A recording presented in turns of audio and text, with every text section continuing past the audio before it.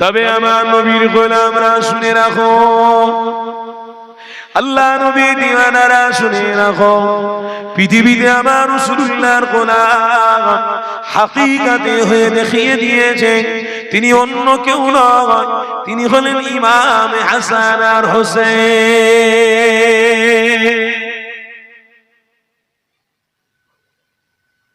এই ইমাম হাসান আর হোসেনকে কোনোদিন ভোলা যাবে না, এটাই তো আমাদের কাছে বিশাল বড় শিক্ষা হয়ে রয়ে গেছে।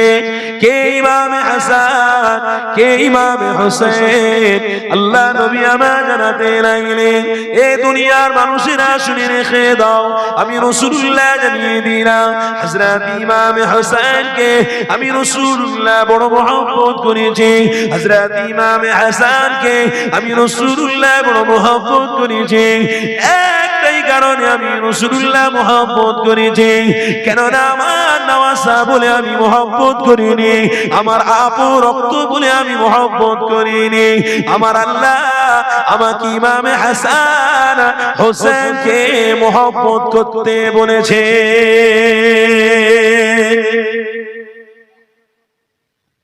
কে বলেছে মহব্বত করতে? আল্লাহ বলেছে। কে বলেছে মহব্বত করতে? এ যুবকেরা, আমার নবীর গোলামেরা, তাই তো আজকে আমরা এই মাহফিল কায়েম করেছি, তাই তো আমরা দলে দলে এতক্ষণ ধরে মাহফিলে বসে রয়েছি একটাই কারণে, আল্লাহ ইমাম হাসানকে মহব্বত করতে বলেছে, হযরত ইমাম হোসেন হুজুরকে মহব্বত করতে বলেছে। আমার রাসূলুল্লাহকে জানিয়ে দেওয়া হলো, আমার দোজাহানের সুলতান হযরত ইমাম হাসানকে মহব্বত করো, হযরত ইমাম হোসেনকে মহব্বত করো।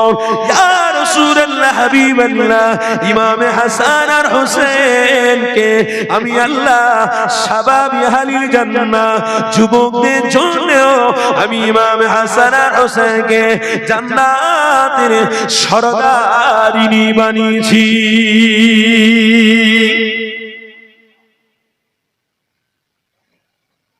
বুড়োরা কি জান্নাতে যাবে নাকি? যারা বয়স্ক আমার আব্বাজিরা বসে আছেন, জান্নাতে যাবেন তো নাকি? যাবেন তো? বলুন না ইনশাআল্লাহ।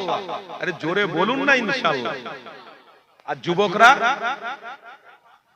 বাবা তোমাদের ইনশাআল্লাহ কমে গেছে রে, তোমাদের তো বাপেদের থেকে একটু বেশি জোরে হওয়ার দরকার ছিল। সেই ইনশাআল্লাহ তো ঝিমিয়ে যাচ্ছে কেন? রাত বাড়ছে মানে এবারে আস্তে আস্তে করে মাহফিল ছেড়ে দিয়ে ঘুমানোর ব্যবস্থার দিকে ছড়িয়ে যাওয়ার জন্য চিন্তাধারা হচ্ছে, তাই তো নাকি? রাত বাড়ছে তো, 365 দিনে 1 বছর হয়। আমিও তো যুবক, আমাকে তো আল্লাহ যুবক করেছে। দেখো না একটু সিনা খুলে কি আছে, ঝাঁঝরা হয়ে গেছে সব ঝাঁঝরা।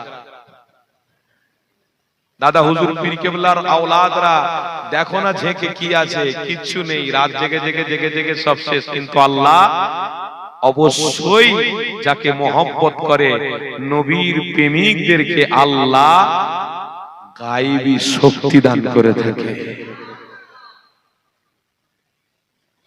যুবকদেরকে একটু মজবুত হতে হবে। যুবকরা মহব্বতে বলো না জান্নাতে যাবে না, যাবে না?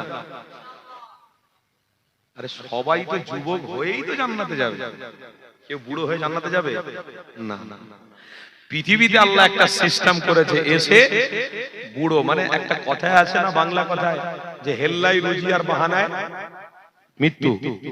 কথা বুঝছেন না, বোঝেন না? হেল্লাই রুজি বাহানায় মৃত্যু।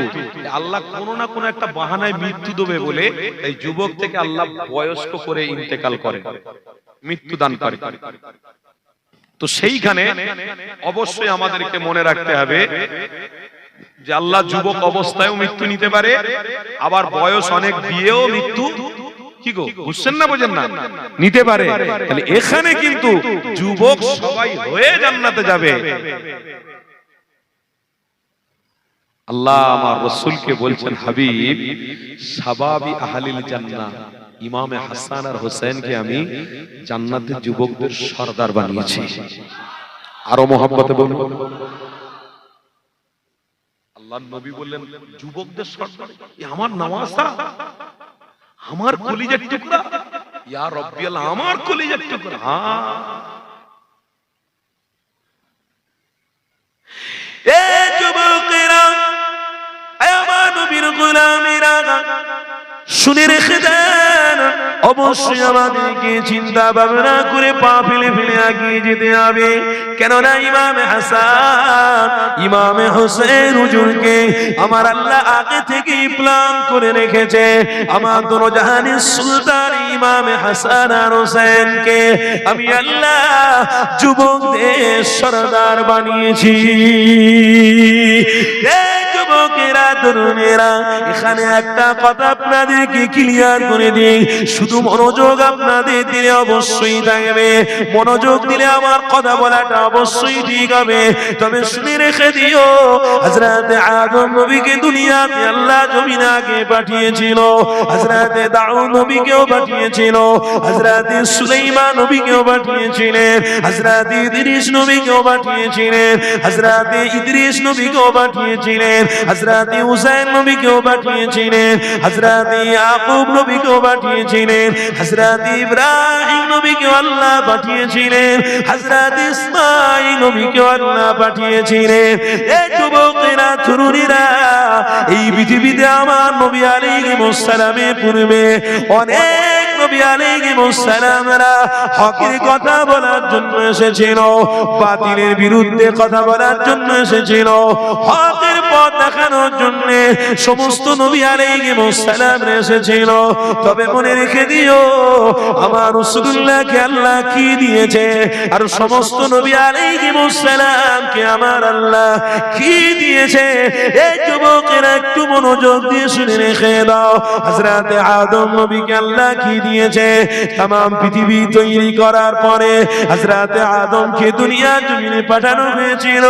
এই মুহররম মাসের 10 তারিখে হযরত নূহ নবীকে আল্লাহ কি দিয়েছিল, দুশমন বেদিনেরা হযরত নূহ নবীকে হত্যা করে দেবে, মার্ডার করে দেবে। এই রকম প্ল্যান যখন করা হয়েছিল, হযরত নূহ নবী আবার আস্তে আস্তে করে 40 দিন বা 41 দিনের সমুদ্রের উপরে, পানির উপরে নৌকা নিয়ে দিনার দলের লোকেদেরকে নিয়ে তিনি শহীদ এমন করে তিনি রাস্তা চলাচল শুরু করেছিল। तमाम মানুষদেরকে 41 দিন আল্লাহ ডুবিয়ে রেখেছিল। এই যুবকেরা, নূহ নবীকে আল্লাহ এই 10 মুহররমে এমন করে যদি পাহাড়ে তেনার নৌকাটাকে আটকে দিয়েছিল, তাহলে হযরত আদমকে কি দিল, নূহ নবীকে কি দিল, হযরত ইব্রাহিম নবীকে আল্লাহ কি দিয়েছিল। বোঝার বিষয় রয়েছে, হযরত ইব্রাহিম নবী আমার হকের কথা যখনই বলতে গেছে, বাতিলের বিরুদ্ধে যখনই কথা বলতে গেছে, হযরত ইব্রাহিম নবীকে ওই ইয়েজিদের দলেরা এমন করে, নমরুদের দলেরা হযরত ইব্রাহিম নবীকে হত্যা করে দেবে, হযরত ইব্রাহিম নবীকে আগুনে ফেলে দিয়ে হযরত ইব্রাহিম নবীকে জীবনের মতো শেষ করে দেবে। কিন্তু আল্লাহ ইব্রাহিম নবীর বিষয়ে আগুনকে ইশারা করে জানিয়েছিল, এ আগুনে কুনি বারদা ওয়া সালামুন আলা ইব্রাহিম। আমার মাখলুক আগুন, আমার নবী পয়গম্বর আগুনে যাচ্ছে, একটা পশু পর্যন্ত পুড়াবি না। এই 10ই মুহররমে হযরত ইব্রাহিম নবীকে আল্লাহ আবার তিনাকে দুনিয়াতে আবার ফিরিয়ে নিয়ে এসেছে।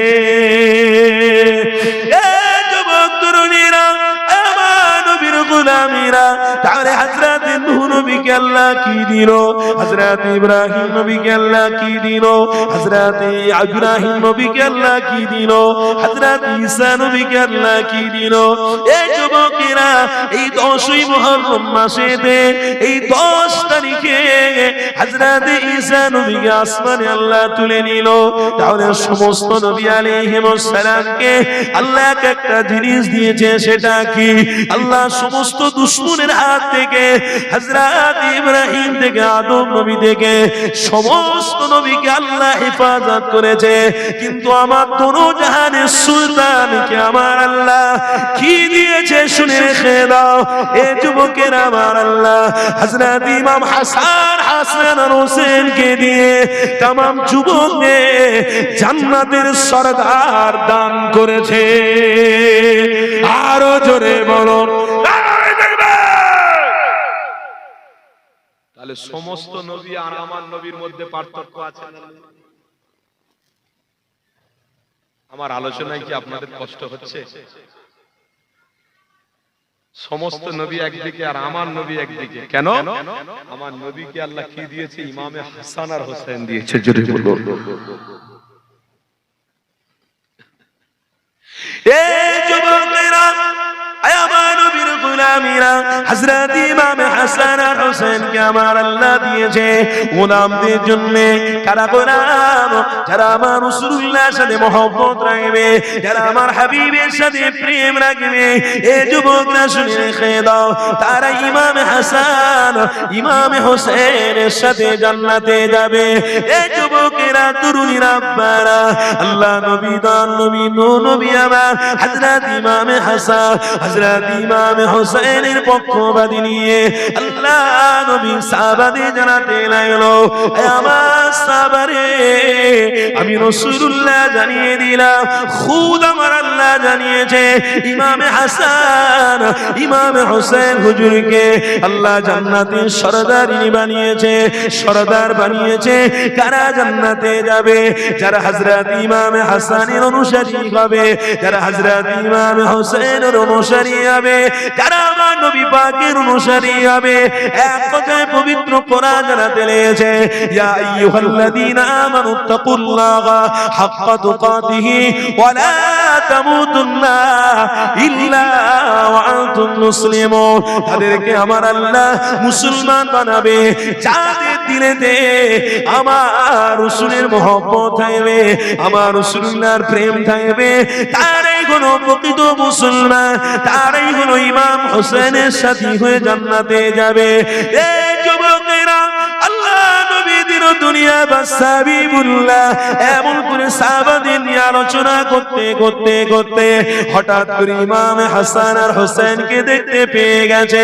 হযরত ইমাম হাসান আর হোসেন যেই আমার নবীর দিকে আসতে লেগেছে, সমস্ত কথা বন্ধ করে দিয়ে আল্লাহ নবী দিন দুনিয়া বাদশা হাবিবুল্লাহ ইমাম হাসান আর হোসেনকে বলতে লাগলো, এ বাবা আমার নওয়াজা, এ বাবা আমার কলিজার টুকরা, এসো বাবা এসো। আল্লাহ নবী সাহাবারা নিজেদের মধ্যে আলোচনা করতে লেগেছে। ইমাম হাসান ছোট ছোট বাচ্চা ছেড়ে এই বাচ্চাটা যখন আসতে লেগেছে, আল্লাহ নবী সমস্ত কথা বন্ধ করে দিয়ে ওই বাচ্চাটার জন্য কেন অপেক্ষা করতে লেগেছে। সাহাবাদের সমালোচনা শুরু হয়ে গেল।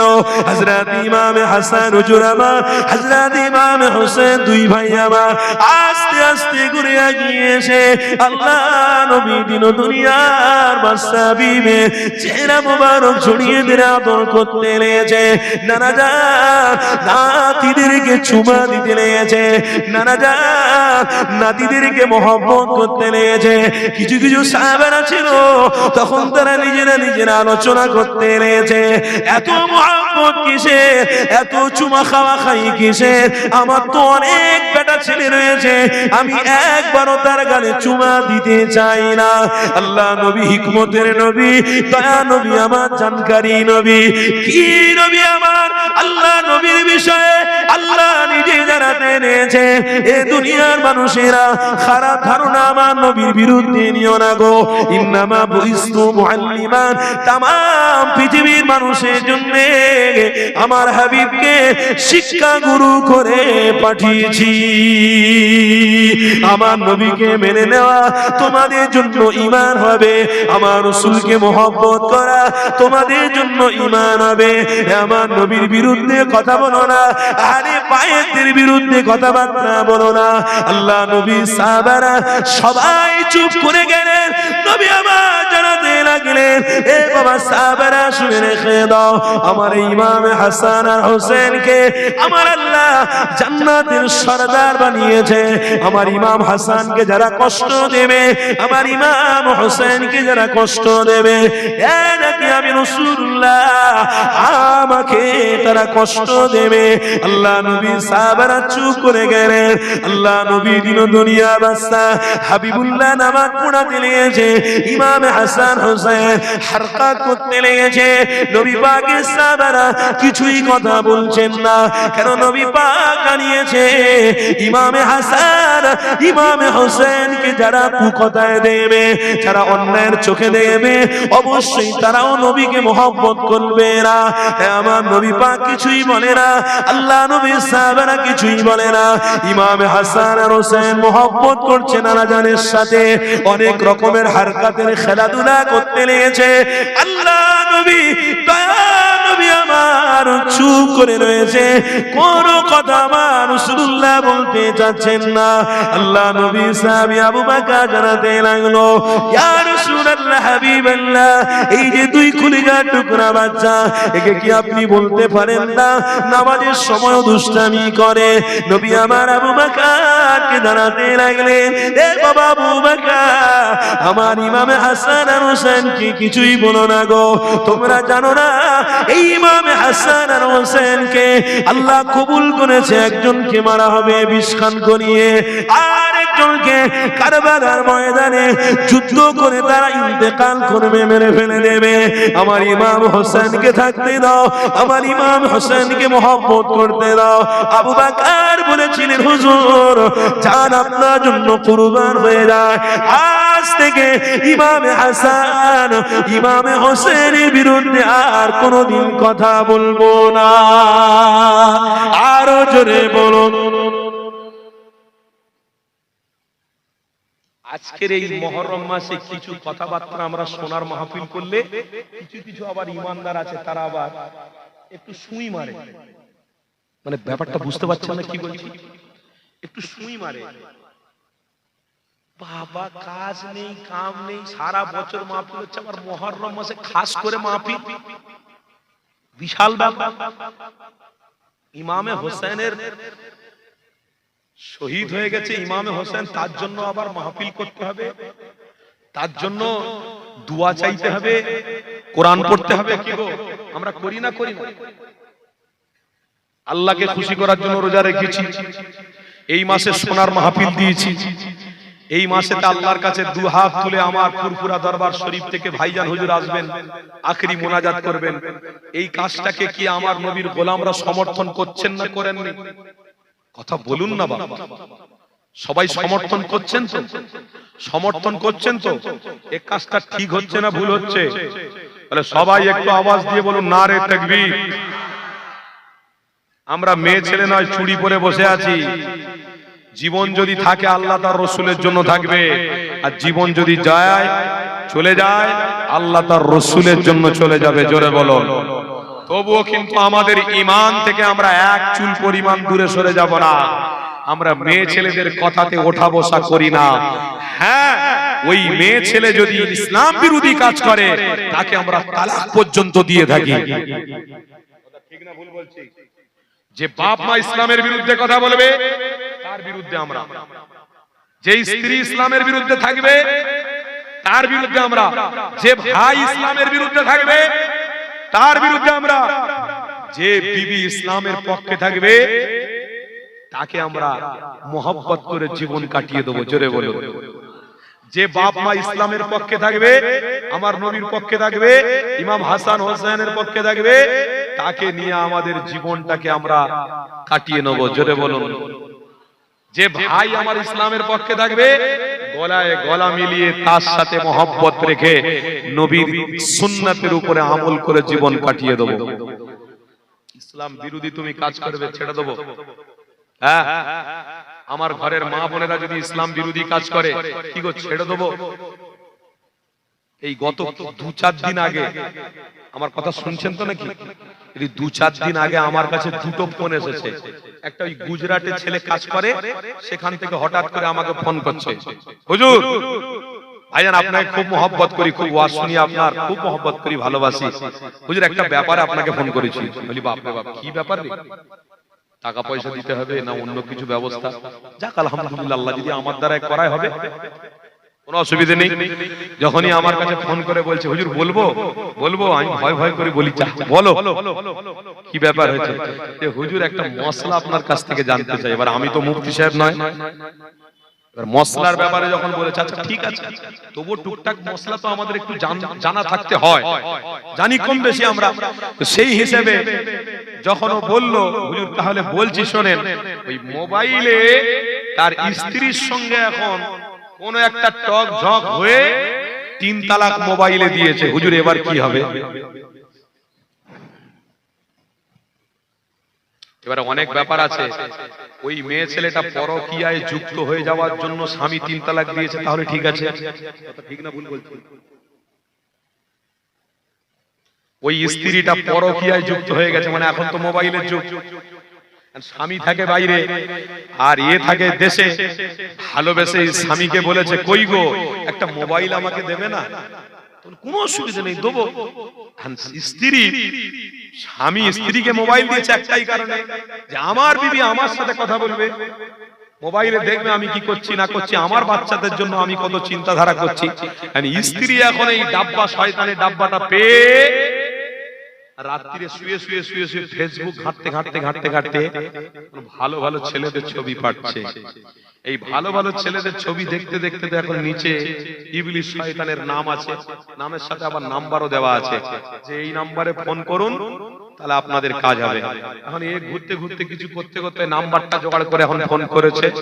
যেই ফোন করেছে বাবা, মেয়ে ছেলে তো পাকা হাড়ে তৈরি, আর বেটা ছেলেরা তো একদম মগজ ধলাই করার লোক, এমন হাসি ঠাট্টা করে কথাবার্তা বলে এমন ভাবে মেয়েদেরকে নিবে, মেয়েদেরকে এমন কবজা করে নেবে, এই ইবলিস শয়তান দেখেও হাসাহাসি করবে যে যাক আমার কাজটা এই মেয়েটা করে দিল।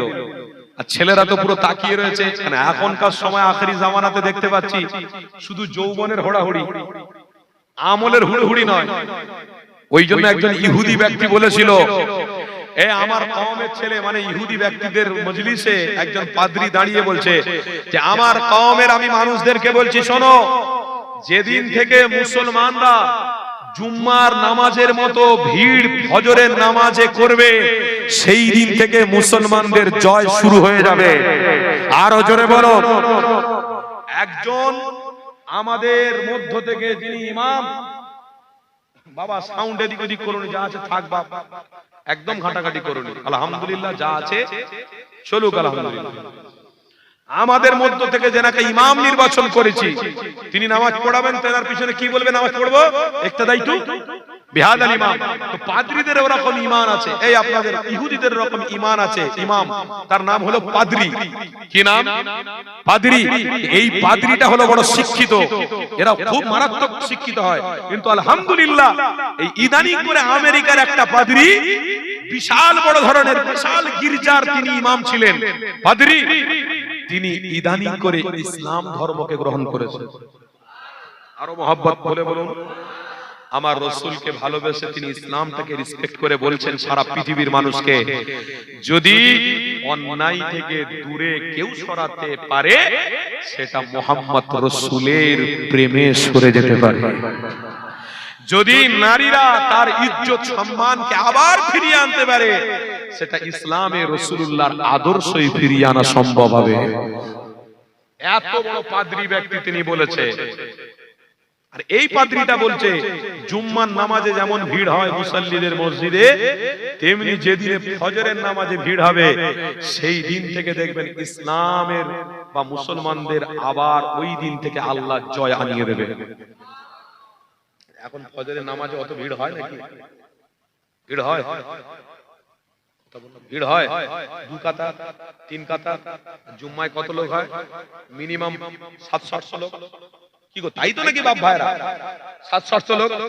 700-800 লোক যেদিনে ফজরের নামাজে হবে, সেই দিনে মুসলমানদের জয় হবে।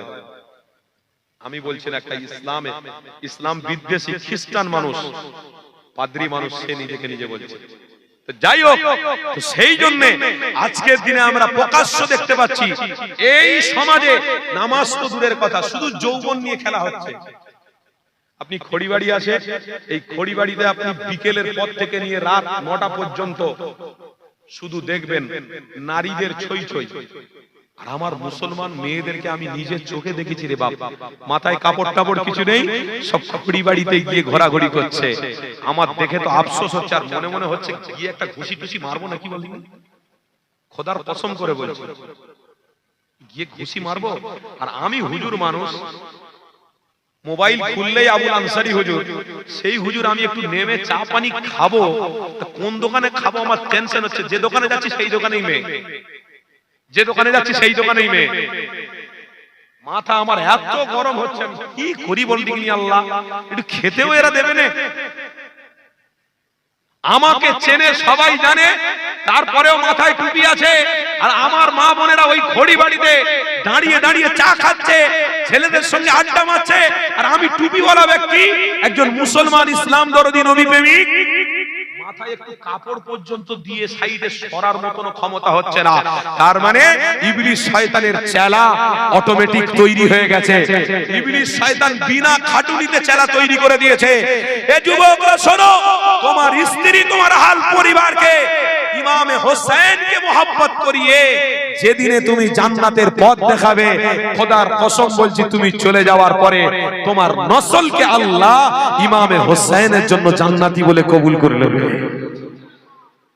তবে সেই কষ্টটা আপনাকে করে যেতে হবে। আপনি বাইরে কাজ করবেন, আপনার স্ত্রীকে হাতে একটা মোবাইল দেবেন, আপনার স্ত্রী ফেসবুকে ছবি ছাড়বে। আর কিছু কিছু পয়সাওয়ালা স্বামী আছে, এসে বলে, হ্যাঁ মোবাইলে আমি সুন্দর সুন্দর সুন্দর সুন্দর মেয়েদেরকে দেখি, সাজগোজ করে, তুমিও একটু এই মোবাইলে ছাড়তে ছাড়তে পারো না? কি আশ্চর্য লোক দেখো, মুসলমান ঘরের ছেলে তার বিবিকে গিয়ে বলছে, তার মানে ডাল মে কুচ, কথা বুঝছেন, ডাল মে কুচ। এই পয়সা এত হয়ে গেছে, ওর ইচ্ছা হচ্ছে এক নারীতে আসক্ত হলে হবে না, 100 নারী, 1000 নারী, যতদিন বেঁচে থাকবো ততদিন নারীদের পিছনে পয়সা খরচা করব। আমার বউ এরকম থাকার থেকে না থাকাই ভালো। চল যাক। কি সর্বনাশ অবস্থা, কি করুণ অবস্থা আমার বাপ ভাইরা। তো সেই জন্য এই কথাটা বলছি, আপনাদের কি কষ্ট হচ্ছে নাকি, অসুবিধা হচ্ছে? ইমামে হোসেনের সাথে আমার বাপ ভাইরা জান্নাতে যাব, থাকবো একসাথে। আর মা বোনেদেরকে আজ এই মাহফিল থেকে প্রতিজ্ঞাবদ্ধ করতে হবে, সাইয়্যিদাতুন নিসাই আহলিল জান্নাহ, আমার রাসূলের কলিজার টুকরি বেটি ফাতেমা, তিনি জান্নাতের সরদারিনী হবে যদি তুমি মাথায় কাপড় দিয়ে স্বামীর খিদমত করে মোবাইল ইবলিস শয়তান থেকে দূরে থাকতে পারো। তোমার বাচ্চাকে যদি হক পথে তুমি রেখে যেতে পারো, খোদার কসম তুমি কবরে শুয়ে থাকবে আর বিছানাটা জান্নাতের থাকবে। জোরে বলো। মা বোনেরা, কিয়ামতের দিনে উঠবে, তোমাদের কাতার আলাদা হয়ে যাবে।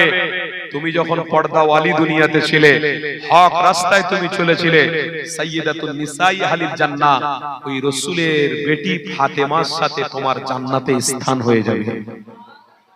তার জন্য আমাদের কষ্ট করতে হবে না, তার জন্য আমাদের মেহনত করতে হবে না, শুধু ইনকাম করি, খাই আর আনন্দ ভর্তি করি, তাই তো নাকি? এটাই করলে হবে না। আল্লাহর জন্য কুল ইন্নাস সালাতি ওয়া নুসুকি ওয়া মাহইয়ায়া ওয়া মামাতি লিল্লাহি রাব্বিল আলামিন। বলতে বলতে তো অনেক বলে ফেলছে, সেই তালাকের কথা বলতে বলতে এতটা টেনে আনলাম। আবার আপনারা মনে মনে করছেন হুজুর মনে হয় সব ভুলে কাদা করে ফেলেছে। পাই টু পাই একটু সবর করতে হবে, ধৈর্য ধরতে হবে। বাবা, ভালো জায়গায় ভালো জিনিস পেতে গেলে, আল্লাহকে খুশি করতে গেলে একটু ধৈর্য রাখতে হবে, একটু সবর করতে হবে। একটু তাকবীর দিয়ে ঈমানটাকে মজবুত করব। তাকবীর দেন তো, নারে তাকবীর। না হচ্ছে না। নওবা কেরামের বাপ ভাইদের ঈমানের জজবা আস্তে আস্তে যেন কমে যাচ্ছে, কেউ যেন দখল করে নিচ্ছে। এই দখলদারি করতে দেব না। লড়াইয়ের ময়দানে জাগ্রত হয়ে ছিলামাছি থাকবো, বলুন ইনশাআল্লাহ। হ্যাঁ, মজবুত সাথে মোহাব্বতের সাথে ঈমানকে মজবুত করার জন্য একটু মোহাব্বতে বলুন তাকবীর দেন, নারে তাকবীর। যারা এদিক ওদিক ইবলিস শয়তান আছে সব পালাবে, সলিডরা থেকে যাবে, ইমামে হোসেনের অনুসারী থেকে যাবে। মোহাব্বতে আরো আওয়াজ দিয়ে তাকবীর দিতে হবে, নারে তাকবীর। সিলসিলায়ে হক মুজাদ্দিদে জামান আহলে সুন্নাত ওয়াল জামাআতের অনুসারীগণ, উলামা হযরতগণ, মুহাব্বতের আমার প্রিয় নবী পাকের গোলামগণ, ইমাম হাসান হোসেনের অনুসারীগণ, শহীদে কারবালার অনুসারীগণ, নারে তাকবীর, দাদা পীরের হক সিলসিলা, হেজবুল্লাহ, হেজবুল্লাহ, নারে তাকবীর। আমার রাসূলকে ভালোবেসে একটু দরুদ শরীফ পড়া যাবে? মোহাব্বতে জবান খুলে আলোচনা আস্তে আস্তে করে আগিয়ে নিয়ে যাব। তো জবান খুলে ভালোবাসা একটু মোহাব্বতে দরুদ শরীফ পড়ুন। দরুদ শরীফ আল্লাহুম্মা সাল্লি আলা। কই ঠিক আছে ঠিক আছে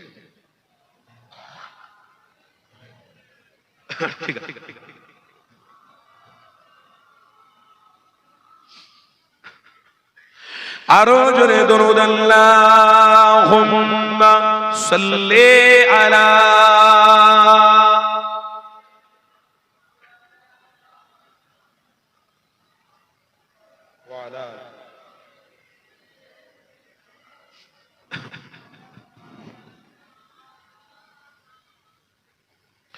रब को देखा है मेरे नबी ने और किसी ने भी देखा नहीं है, सबसे पर्दा है मेरे खुदा का और मोहम्मद से पर्दा नहीं है।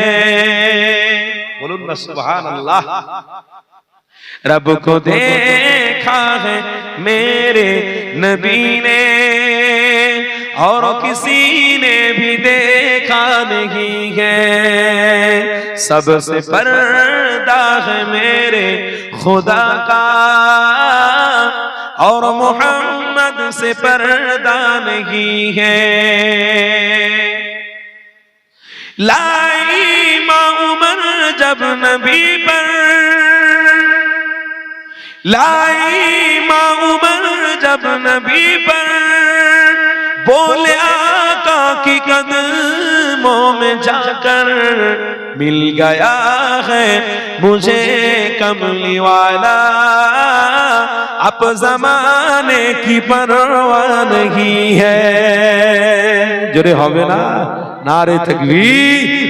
ওমরে ফারুক হুজুর বলছেন, যখন নবী পেয়ে গেছি তখন আর জামানার দরকার নেই। জোরে বলবেন না। উমর বলছেন নবী পেয়ে গেছি তো জান্নাত পেয়ে গেছি। আর আজকের এই গ্রামের বাপ ভাইরা ইমানি মাহফিল পেয়ে গেছেন তো রহমতের ছায়া পেয়ে গেছেন। আর রহমতের ছায়া যখন পেয়েছেন ইনশাআল্লাহ আরশের ছায়াতে যাওয়ার প্রস্তুতিও গ্রহণ করা হয়ে গেছে। लाई माँ उमर जब नबी पर, लाई माँ उमर जब नबी पर, बोले आका की कदमों में जाकर, मिल गया है मुझे कमली वाला, मिल गया है मुझे कमली वाला, अब जमाने की परवाह नहीं है। जोरे होवे ना। रब को देखा है मेरे नबी ने और किसी ने भी देखा नहीं है, रब को देखा है मेरे नबी ने और किसी ने भी देखा नहीं है, सबसे पर्दा है मेरे खुदा का और मोहम्मद से पर्दा नहीं है। अल्लाहुम्मा सल्ली अला सय्यदना व अला मौलाना। अब कहीं दिल नहीं लग रहा है, अब कहीं दिल नहीं लग रहा है, तैयबा जाने को दिल रो रहा है, मौत आए मुझे, मौत आए मुझे मदीने में और कोई तमन्ना नहीं है। জোরে বলবেন না, আরো মহব্বতে বলবেন না। মদিনা শরীফের জমিনে গিয়ে যেন মৃত্যুটা হয়ে যায়, বলুন না আল্লাহুম্মা আমিন। আমার নবীর রওজা জিয়ারত করতে করতে যেন মৃত্যুটা হয়ে যায়, বলুন না আল্লাহুম্মা। अब कहीं दिल नहीं लग रहा है, अब कहीं दिल नहीं लग रहा है, तैयबा जाने को दिल रो रहा है।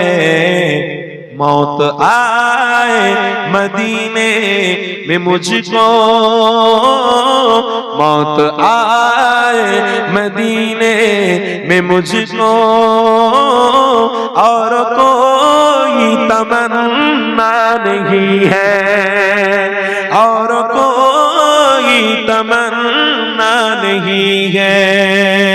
अल्लाहुम्मा सल्ले अला मौलाना मुहम्मद वाला।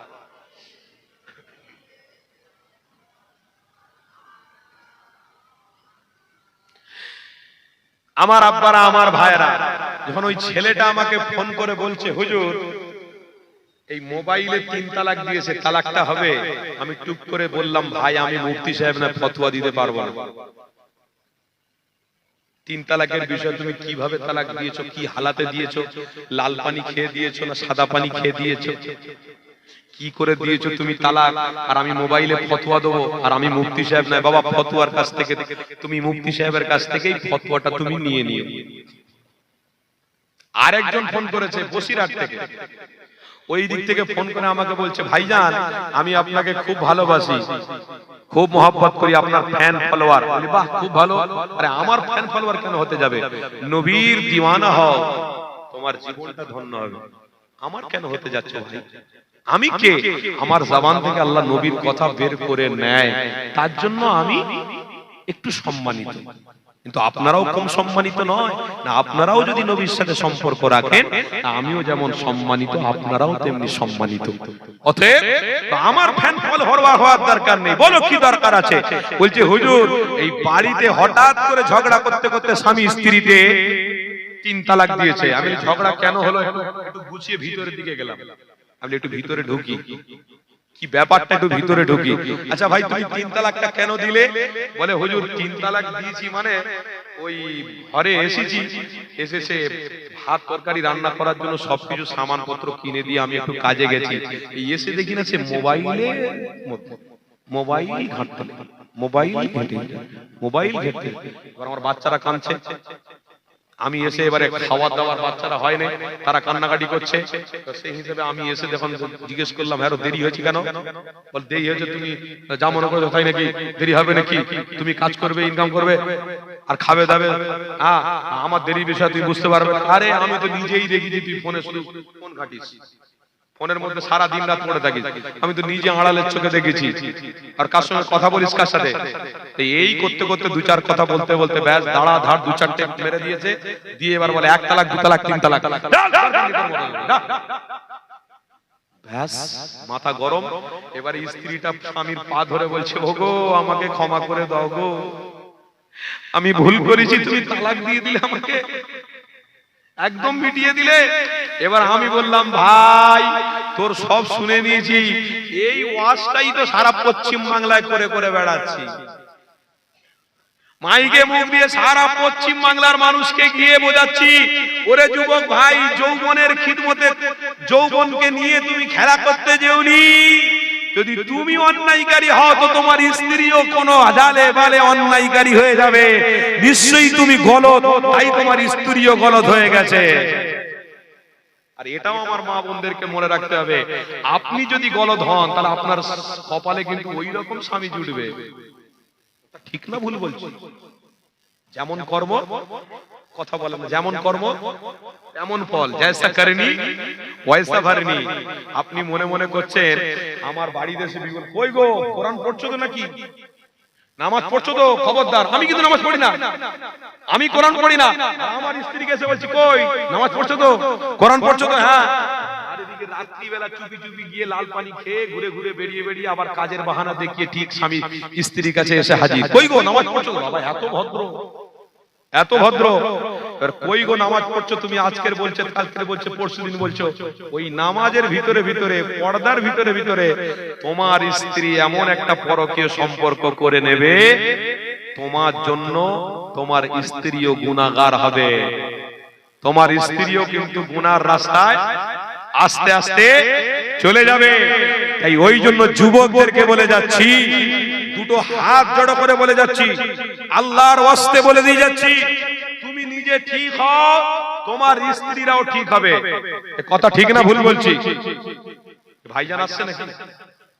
তাকবীর দেন না, নারে তাকবীর। সিলসিলায়ে হক মুজাদ্দিদে জামান, মাসলাকে মুজাদ্দিদে জামান জনাব ভাইজান হুজুর কেবলা, জনাব ভাইজান হুজুর কেবলা, নারে তাকবীর।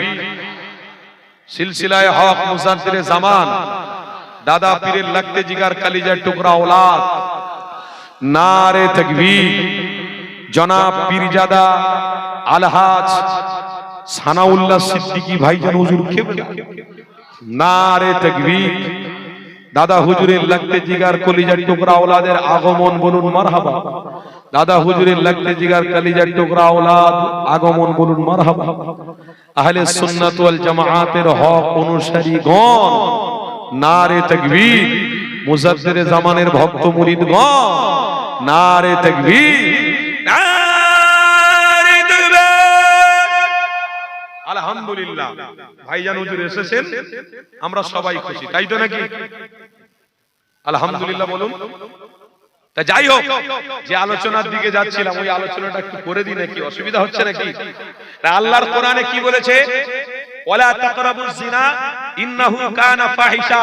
খবরদার তুমি জিনা করতে যেওনি, তাহলে তোমার স্ত্রীকে তুমি 3 তালাক দিতে বাধ্য হবে।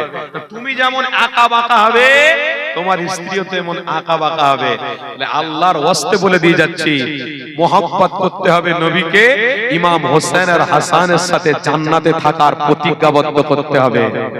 করব বলুন ইনশাআল্লাহ, জোরে বলুন ইনশাআল্লাহ। আসেন এদিকে আলোচনার দিকে আবার নিয়ে যান। কথা বলতে বলতে অন্য কথা দিয়ে চলে গেল।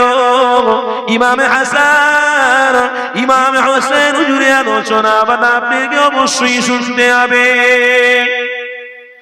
এ যুবকেরা, আমার নবীর গোলামীরা, আল্লাহ নবী দুরু জাহানের সুলতান আমার এই পৃথিবীর জমিন থেকে বিদায় নিয়ে চলে গেলেন।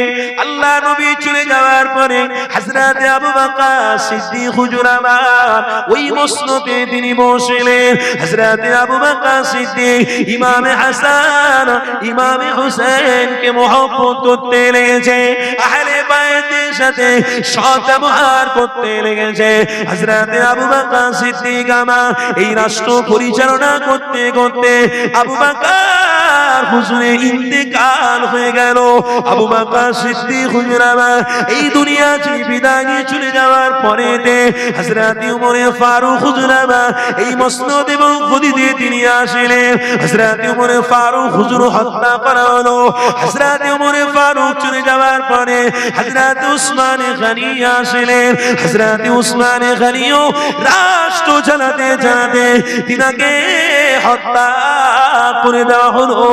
এমন করে যখন উসমান গনিকে হত্যা করে দেওয়া হলো, মক্কা শরীফের মানুষেরা, মদিনা শরীফের মানুষেরা কেউ তো মেনে নিতে পারলো না।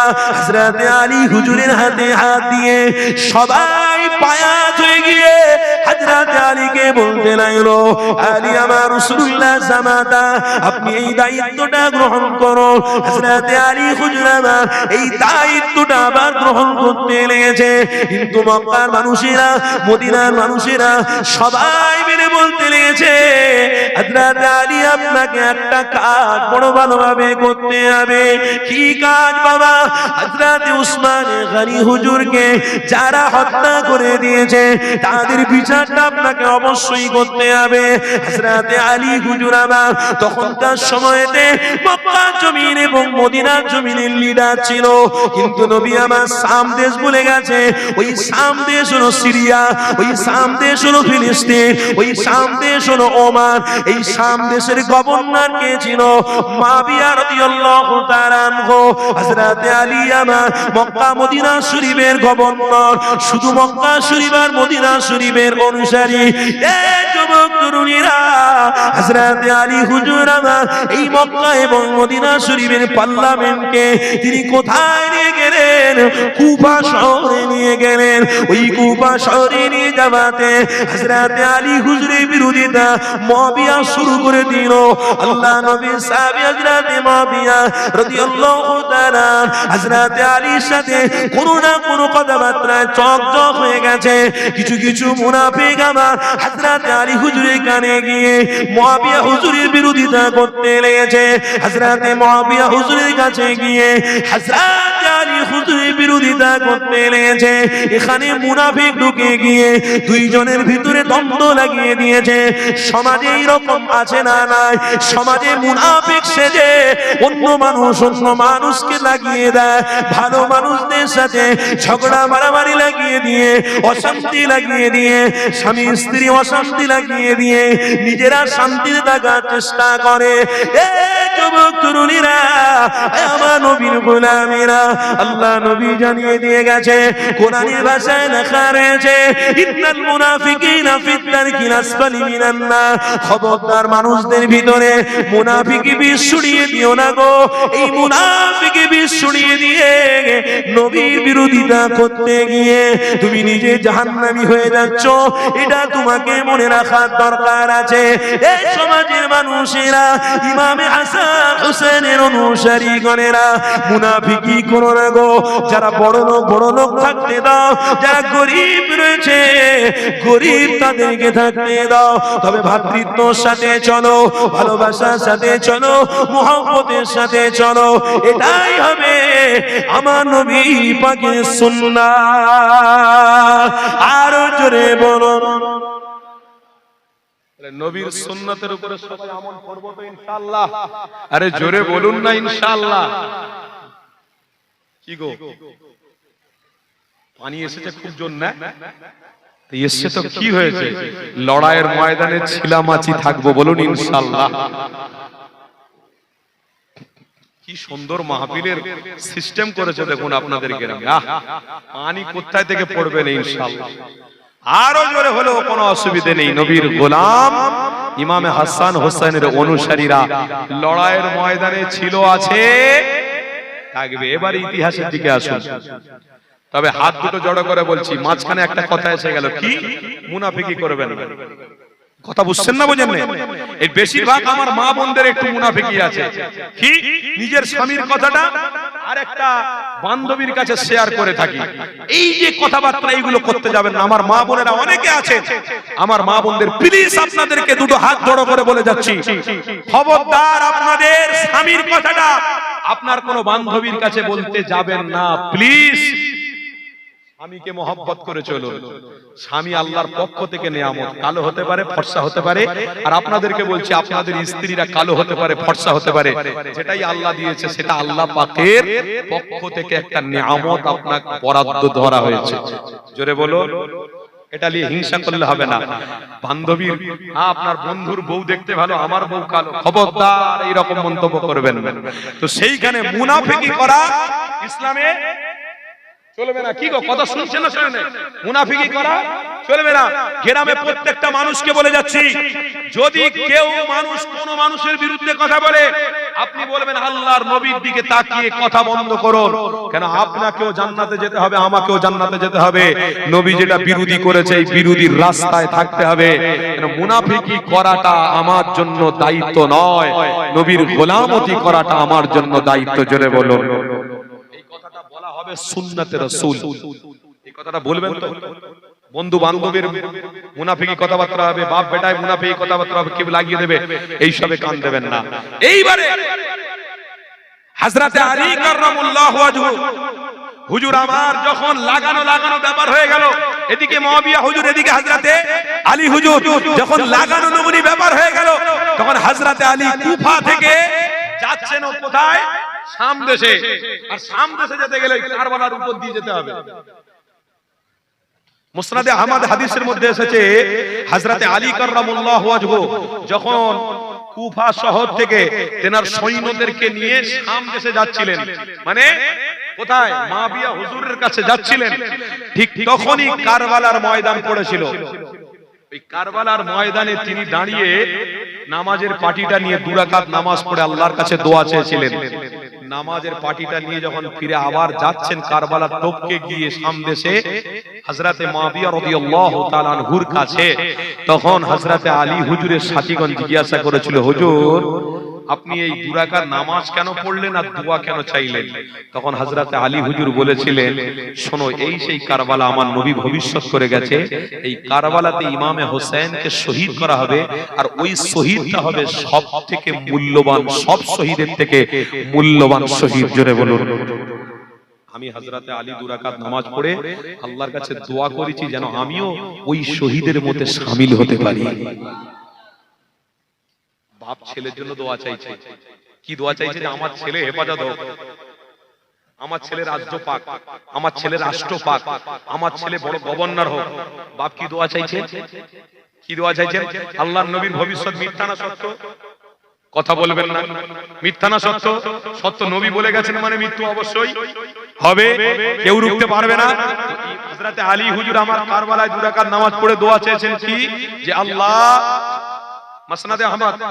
মুসনাদে আহমদের মধ্যে লেখা আছে স্পষ্ট ভাষায়, কি দোয়া চাইছে? আল্লাহ, ইমামে হোসেন যে শহীদ হবে, এটা নবীর হাদিস, এ নবী বলেছে, তো সেইখানে আমি আলী দোয়া চাইছি, নবীর জবান থেকে শুনেছি, ওই যুদ্ধটা হবে সব যুদ্ধের সেরা যুদ্ধ, যারা শহীদ হবে সব শহীদের সেরা শহীদ। আল্লাহ, আমি আলীকেও ওই শহীদের মধ্যে আপনি শামিল করিয়ে নেবেন। আরো জোরে বলুন। হযরতে আলী হুজুরের সাথীদেরকে এই কথা বললেন। হযরতে আলী হুজুরের সাথীরা অবাক হয়ে গেলেন, এই সেই ময়দান, ইমামে হোসেন শহীদ হবে। আহা, এই কথা বলতে বলতে বলতে বলতে মুয়াবিয়া হুজুরের সাথে যুদ্ধ হবে মুনাফিকের পাল্লায় পড়ে। যুদ্ধ হতে গিয়ে সিফফিনের যুদ্ধ, 37 হিজরি। কথা শুনছেন না? কত হিজরি বললাম? 37 হিজরি সিফফিনের যুদ্ধ। এই সিফফিনের যুদ্ধতে হযরতে আলী হুজুরকে আল্লাহ জয় দিয়েছিলেন। জোরে বলে। খায়বারের যুদ্ধ, সিফফিনের যুদ্ধ, এদিকে অনেক যুদ্ধ আছে ইসলামের। অনেক যুদ্ধতে হযরতে আলী যে যুদ্ধে গেছেন সেই যুদ্ধতে আল্লাহ কামিয়াবি দিয়েছেন। জোরে বলুন। কারণ হযরতে আলীকে কি বলা হয়? শেরে খোদা।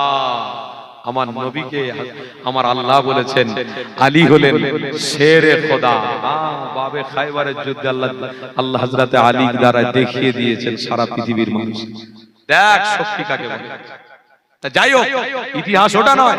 তো হযরতে আলী দোয়া আছে নিজের ছেলের জন্য নয়, ছেলে জয়ী হোক, ছেলে ক্ষমতা পাক, ছেলে বড় হোক না, সব থেকে উত্তম যুদ্ধ হবে আর শহীদরাও উত্তম হবে। আল্লাহ, ওই শহীদে আমি আলীকেও তুমি শামিল করে নিয়ে। জোরে বলুন। ওটাকে সিফফিনের যুদ্ধ বলা হয়। এই সিফফিনের যুদ্ধ হয়ে যাওয়ার পরে, একটু ইতিহাস বলছি, মনোযোগ দিয়ে শুনবেন, এমনি বলছি, ভালো করে এটা শুনে রাখবেন। এটা ইসলামের ইতিহাস শোনাটাও হলো আমলের মধ্যে শামিল। জোরে বলুন। ইসলামের ইতিহাস শোনাটাও হলো আমলের মধ্যে শামিল। এই যে ইতিহাস শুনছেন, আমল হচ্ছে না, হয় না? আল্লাহ সওয়াব দিচ্ছেন না, দেয় না? আমি এদিক ওদিকের কথা বলছি নাকি? ইসলামের শরীয়তের কথা বলছি, ইতিহাসের কথা বলছি। এই ইতিহাসও আমাদের জেনে রাখা দরকার, কারণ আমি চলে যাব, আমি বেঁচে থাকতে থাকতে আমার সন্তানকেও ইতিহাসের দিকে ফলো করিয়ে দিয়ে যাব। এটাই হবে আমাদের নৈতিক দায়িত্ব। এই নীতি, এই দায়িত্ব যদি আমাদের থাকে, ইনশাআল্লাহ 100% আমরা কামিয়াবি হব। তো হযরতে আলী হুজুর আমার মুয়াবিয়া হুজুরের সাথে যুদ্ধ হয়ে গেল। এবারে মধ্যবর্তী জায়গায় একজনকে দাঁড় করানো হলো। এজরিকে হযরতে আলী কাররামুল্লাহু ওয়াজহুর সাথে একজন সাহাবী ছিলেন, হযরতে আবু মুসা আশআরী রাদিয়াল্লাহু তাআলা আনহু। এই আবু মুসা আশআরী হুজুর হযরতে আলী হুজুরের পক্ষপাতী লোক, আর মুয়াবিয়া হুজুরের পক্ষ থেকে আরেকজন সাহাবী পক্ষপাতী লোক। এই দুইজন যেমন দেশের বিদেশ মন্ত্রী হয় না, হয় না? এই বিদেশ মন্ত্রীরা গন্ডগোল হলে এরা কিন্তু বিদেশে যোগাযোগ করবে। তো ওই রকম আলী হুজুরের পক্ষ থেকে একজন সাহাবী আর মাবিয়া হুজুরের পক্ষ থেকে একজন সাহাবী বলেন কোরআন দিয়ে সমাধা হবে, কোরআন দিয়ে যুদ্ধ সমাধা হবে। চলো, এই দুজনের মধ্যে কথা হতে হতে ঠিক হয়ে গেল, কোনো অসুবিধা নেই। কিন্তু এদিকে একটা ঘটনা ঘটে গেছে কি, হযরতে আলী হুজুরের সাথে যে যুদ্ধের ময়দানে সাহাবারা গিয়েছিলেন 12,000 সৈন্য আলী হুজুরের কাছ থেকে সরে এসেছে। হযরতে আলী হুজুরের কাছ থেকে 12,000 সৈন্য সরে এসে তারা বলছে যে আমরা আলী হুজুরকেও মানি না, মুয়াবিয়া হুজুরকেও মানি না, আবু মুসা আশআরী রাদিয়াল্লাহু তাআলা আনহু হুজুরকেও মানি না, আমরা কাউকে মানি না, সবকে কতল করব। মাথা গরম হয়ে গেছে, লড়াই বেড়ে গেছে, মাথা গরম। এবারে এরা টার্গেট করে হযরতে আলী হুজুরকে একই দিনে 4 জনকে মারবে।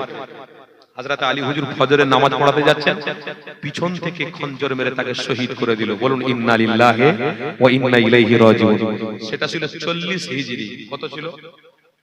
40 হিজরি। তাহলে এইবারে মাবিয়া হুজুরকেও হত্যা করা হয়েছিল, কিন্তু জায়গা মতো ঘা পড়েনি, তাই তিনি ডাক্তার দেখিয়ে সুস্থ হয়ে গেছিলেন। তাহলে আলী হুজুরের খবরটা পেয়ে মাবিয়া হুজুর বড় দুঃখিত।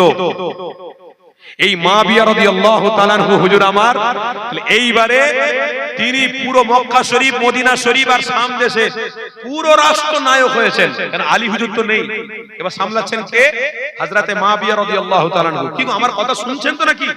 ইতিহাসটা ভালো করে মনোযোগ দিয়ে শুনে রাখুন। এইবারে মাবিয়া হুজুর ক্ষমতায় রয়েছে, এইবারে মক্কা শরীফ আর মদিনা শরীফের মানুষেরা তারা ইমামে হাসান হুজুরের হাতে বায়াত হচ্ছে। কথা শুনছেন তো নাকি? ইমামে হাসান হুজুরের হাতে বায়াত হয়ে সবাই বলছে যে ইমামে হাসান রাদিয়াল্লাহু তাআলা আনহুকে আমরা খেলাফতির দায়িত্ব দিতে চাই। ইমামে হাসান হুজুর রাদিয়াল্লাহু তাআলা আনহু তিনি গেলেন কোথায়? কি গো ভাই, হকি টকি বার করছো? মারপিট করবে নাকি? প্রথমে বুঝিস যে হকি মনে হয়, তাহলে হুজুরের আগে দাবড় করাবে। আল্লাহ খায়ের। কি গো আমার কথা শুনছেন তো? এইবারে হযরত ইমাম হাসান রাদিয়াল্লাহু তাআলা আনহু তিনি মাবিয়া হুজুরের সঙ্গে ডাইরেক্ট কথা বলতে যাচ্ছেন, যে মাবিয়া হুজুরের সাথে ডাইরেক্ট কথা বলে আমি চাই, আমার ক্ষমতার দরকার নেই, কিন্তু উম্মাহ মুহাম্মাদী রাসূলের প্রেমিক সাহাবাদের মধ্যে যেন ঐক্যটা বজায় থাকে। জোরে বলুন, লড়াই চাই না আমি ঐক্য চাই, ক্ষমতায় মাবিয়া হুজুর থাকুক। হযরতে মাবিয়া রাদিয়াল্লাহু তাআলা আনহু হুজুরকে এই কথাটা বললেন।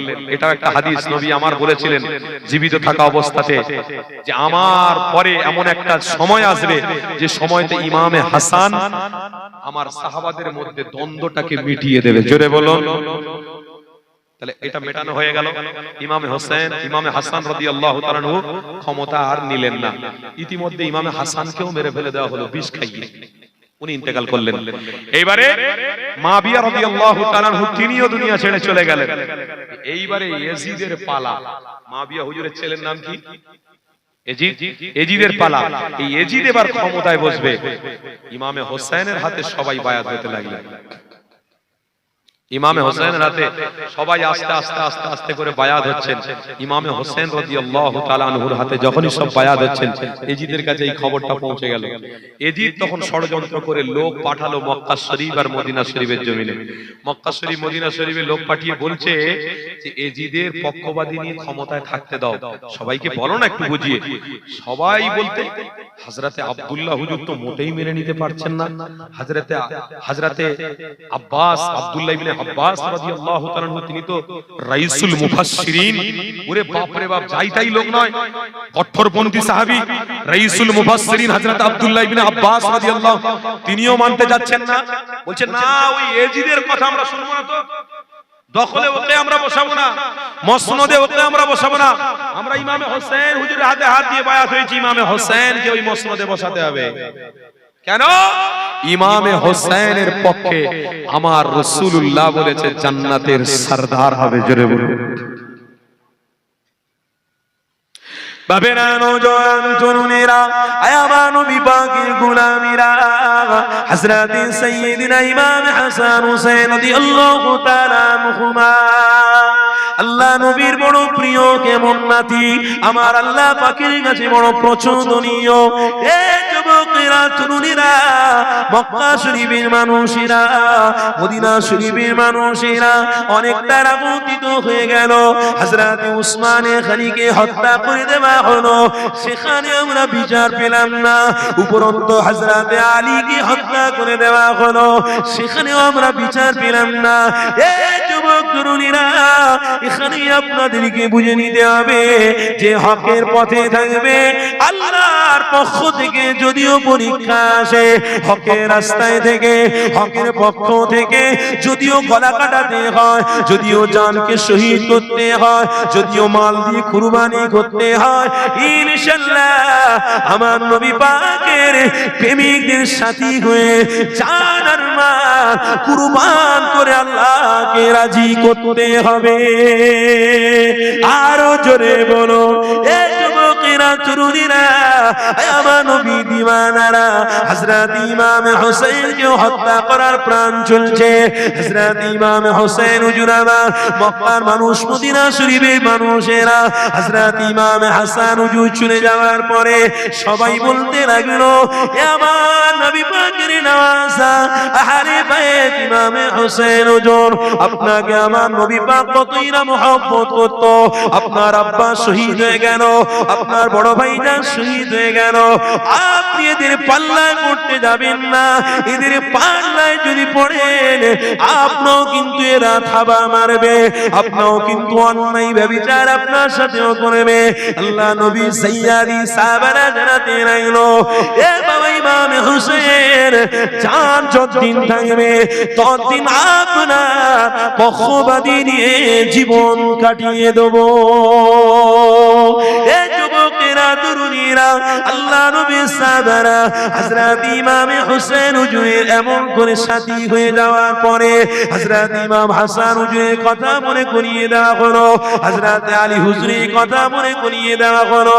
হযরত ইমাম হোসেনের আহাল পরিবারদেরকে নিয়ে কিতাবের মধ্যে রয়েছে 80 জন তিনার পরিবারদেরকে নিয়ে তিনি চাইছিলেন এজিদের কাছে গিয়ে ডাইরেক্ট কথাবার্তা বলে, আমার ক্ষমতা দরকার নেই, এজিদের কাছে গিয়ে সমাধান করব। কিন্তু হযরত ইমাম হোসেন হুজুর আমার 80 জন প্রতিনিধি নিয়ে আস্তে আস্তে করে কুফা শহরে তিনি পৌঁছে গেলেন।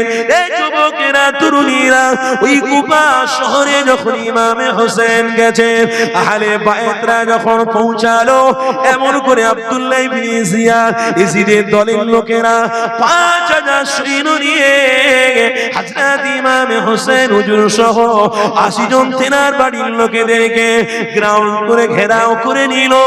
সবাই মিলে ঘেরাও করে নিয়ে হযরত ইমাম হোসেনের সাথে, ইজিদের সাথে দেখা করতে দেবে না। আল্লাহ নবী প্রেমিক হযরত ইমাম হোসেন হুজুর আমার ওই কুফা শহর থেকে আস্তে আস্তে করে কারবালার দিকে আগাতে লাগলেন। এই যুবকেরা তরুণীরা আব্বারা, ওই কারবালা প্রান্তরে যখনই গিয়ে পৌঁছে গেল, ইয়াজিদের কাছে আর দেখা করতে দিল না। হযরত ইমাম হোসেনের সাথে আওলাদদেরকে এক এক করে মারতে শুরু করলো। হযরত ইমাম হোসেন হুজুর আমার নামাজ পড়ে দোয়া করে নিয়ে খিমার মধ্যে প্রবেশ করলেন। আল্লাহ নবী জুব্বাটা নেওয়ার জন্য, আল্লাহ নবী পাকড়িটা নেওয়ার জন্য, আল্লাহ নবী এমন করে আব্বা জানে জুলফিকারটা নেওয়ার জন্য। হযরত ইমাম হোসেন খিমার মধ্যে গিয়ে যেই পৌঁছেছে, হযরত জয়নাল আবেদিন এমন করে ইমাম হোসেন হুজুরকে দেখার পরে তিনি বলতে লাগলেন, আমি কি একটু যুদ্ধের ময়দানে যাব, আমি কি যুদ্ধে গিয়ে একটু শহীদ হব, আমারও বড় ইচ্ছে হতে লেগেছে। হযরত ইমাম হোসেন হুজুর বলতে লেগেছে, এ বাবা জয়নাল আবেদিন, তোমাকে যুদ্ধের ময়দানে যেতে হবে না, তুমি অসুস্থ অবস্থায় রয়েছো, আরাম করো, ঘুমিয়ে থাকো। তবে আমি একটা কথা বলে দিয়ে যাই, আমি যুদ্ধের ময়দানে গেলে হয়তো আমি শহীদ হয়ে যাব, আমাকে বেঈমান বেদিনেরা কেটে টুকরো টুকরো টুকরো করবে। তবে জয়নাল আবেদিন, এটা শুনে রেখে দিও, পৃথিবীর মানুষের কাছে বিচার তুমি দিতে যাবে না।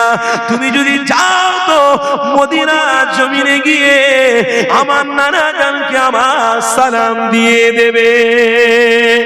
আরো জোরে বলো, এই যুবকেরা তরুণী হোসেন জানাতে লাগলো, আমার নানা জানের কাছে গিয়ে সালামটা পৌঁছে দিও, বিচার কারুর কাছে দিতে দিও না। তাহলে এখানে ইমাম হোসেন শিক্ষা দিয়ে গেছে। এই যুবকেরা, তরুণীরা, ইমাম হোসেন কি শিক্ষা দিয়ে গেছে?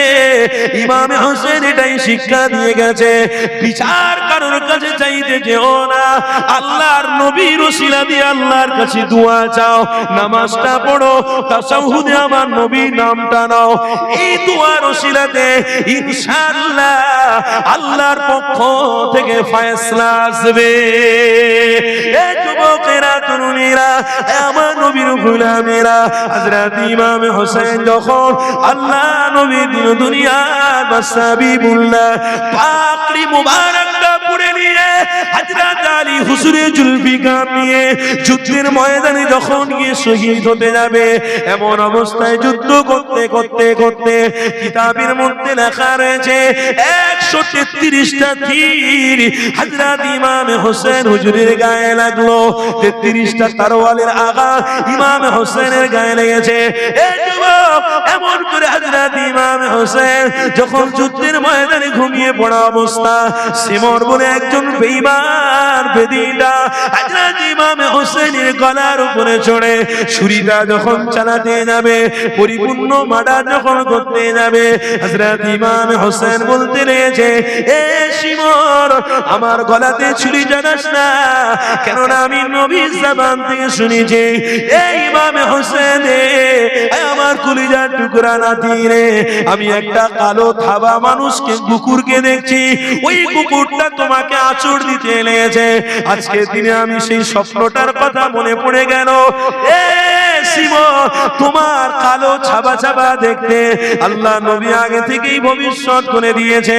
ইমাম হোসেনকে জীবনের মতো শহীদ বেঈমান বেদিন না করেছে, আল্লাহর জন্য ইমাম হোসেন শহীদ হলো, নানা জানি ইসলামের জন্য শহীদ হলো। এখান থেকে যুবকদের বুঝে নিতে হবে, ইবলিস শয়তানের বিরুদ্ধে, ইবলিস শয়তান এবং বেঈমান বেদিনের বিরুদ্ধে আমার নবী পাক সহ, নবী সাহাবা সহ ইমাম হোসেন তিনি লড়াই করে গেছে। আমি আপনিও যদি জান্নাতে যেতে চাই, লড়াই করে করে জান্নাতে যাব। আরো জোরে বলো, নারে তাকবীর। তাহলে আমাদের উপরেও যদি মুসিবত আসে, আমরা ছেড়ে কথা বলবো? কেউ যদি কবরস্থান কেড়ে নেয়, ছেড়ে কথা বলবো? কেউ যদি মসজিদ কেড়ে নেয়, ছেড়ে কথা বলবো? কেউ যদি আমার মক্তব কাড়াতে আসে, ছেড়ে কথা বলবো? জীবন দিতে হয়, দরকার আছে না নাই? কথা বলুন, ঈমান মজবুত করছেন না করেন না? কেউ যদি আমার খানকা কেড়ে নেয়, দিয়ে দেবো নাকি হাতে? অত সহজ নয়। ইমামে হোসেনের মতো জীবনকে উৎসর্গ করে আমরা আল্লাহর দিকে এগিয়ে যাব। কেন? রব খুশি তো সব খুশি। জোরে বলো।